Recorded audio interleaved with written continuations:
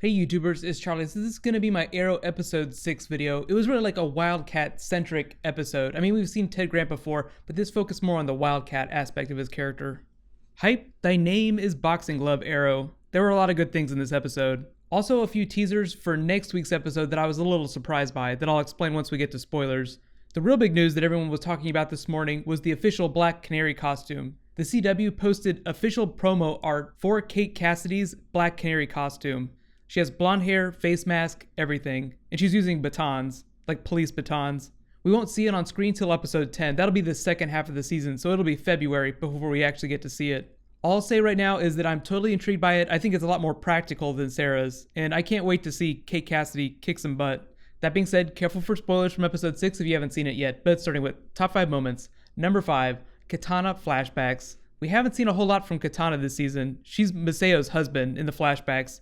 You may have seen her as Yukio in the Wolverine movie, so she's jumping from the Marvel franchise to DC. We're totally glad to have her. Katana's an awesome character. I do not think that she will be wielding the Spirit Blade. I don't think that Arrow's going to get really mystical like that. But there was a scene in the recent trailer they posted with her wielding it in modern day, so we will see her on the show. It's her memory-enhancing scenes, like the meditation scenes, that provide the connective tissue between the flashbacks, Roy, and the Wildcat storyline. It was really an episode with 3 main storylines. You had the Roy killing Sarah storyline, you had the Wildcat storyline, and then you had the flashbacks. More China White teasers too in those flashbacks. Don't you just wonder what she's doing that's so important? Like Amanda Waller has trouble tracking her down, so it's got to be something pretty crazy. I'll expect that to continue into modern day. China White seems like one of those villains that's going to cross over from the flashbacks to modern day. We know she's not dead because we saw her in season 2. Either way, Katana going to be a total badass when she shows up, going to cut the shit out of some people. Maybe she'll even teach Oliver how to use a sword. Right now, the only people we've seen using swords on the show are Merlin and Thea, so Oliver's going to have to up his game if he's going to go toe-to-toe with them. Speaking of training, number 4, Laurel continues her training with Wildcat. Again, just inching her closer to Black Canary, getting her to the point where she's not afraid to go out on the extracurricular activities at night, fighting crime. She just hasn't got to the point where she's working with weapons yet. Like I said, in the costume, she's got the police baton, so at some point, she's going to be practicing with those, like Oliver and Roy were in episode 1. I know there are a lot of people who are still really sad about Sarah dying, but you have to remember, she was a temporary character. She was only going to be a guest. She was never going to be on the show for multiple seasons. Laurel has always been the lead female character. The real question, though, is how she's going to fit into the Team Arrow dynamic. Even given all the Roy stuff that went on in the episode, she has a positive relationship with Oliver and Roy. Like, she doesn't hate him or anything, but Team Wildcat and Team Arrow are 2 different things. At some point, they'll cross over, but until then, it's just going to be her and Ted off on their own. I wouldn't be surprised if Laurel becomes Wildcat's call to action to put the mask back on. Right now, it seems like he's still kind of given up on it, given up on being a vigilante. A lot of you have asked me about the Canary Cry too. I think as close as we're ever going to get to that was Sarah's sonic device.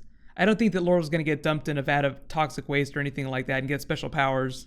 Number 3, Roy confesses to killing Sarah. I know it was a big WTF seeing that dream sequence at the end of the last episode. The explanation is that he remembered something in a false way, or his memories got mixed up. That happens to people all the time. They're just called false memories. I like the way the Arrow doesn't throw big things away.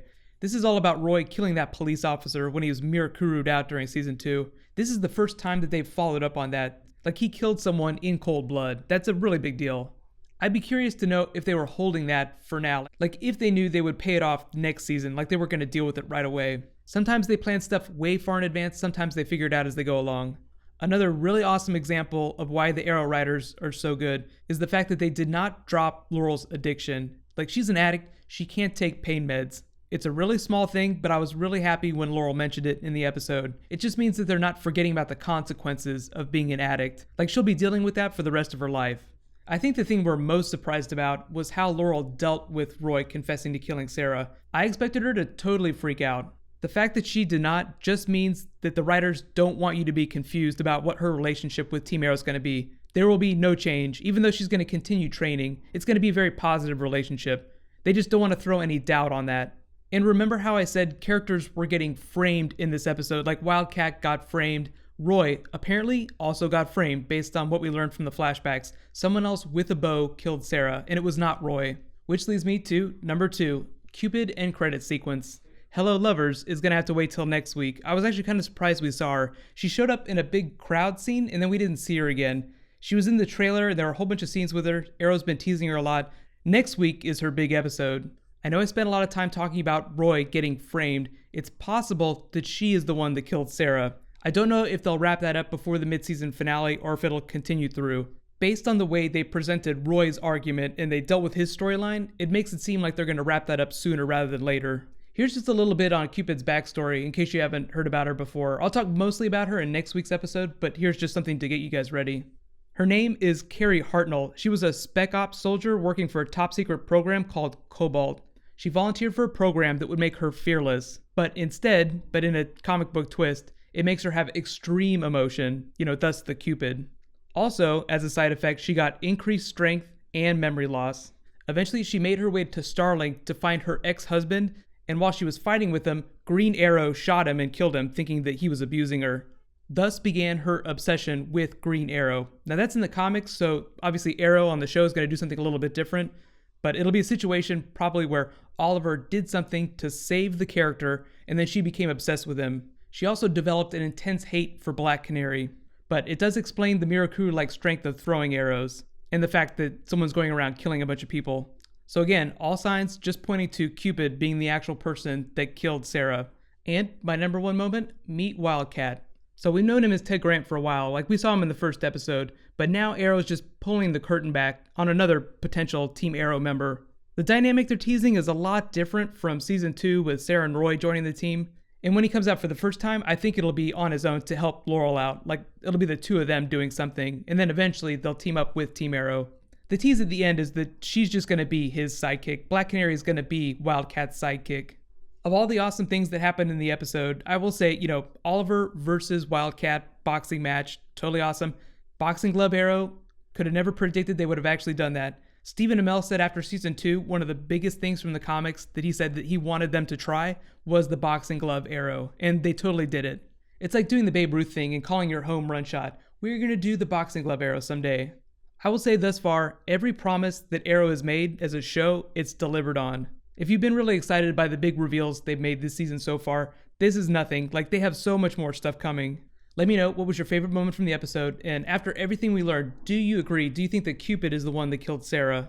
Overall, I give the episode an A-. I totally love what they're doing with the Laurel character. Like I said, she is meant to be the female lead on the show, so obviously she has to be a badass at some point, and they're just getting her there as fast as possible. I love it when shows do not waste time. I think Arrow can thank The Flash for that. There's this crossover effect where The Flash is just going straight to superheroes, superpowered, super fast, and it's been really successful for them. So I think that Arrow is learning from that.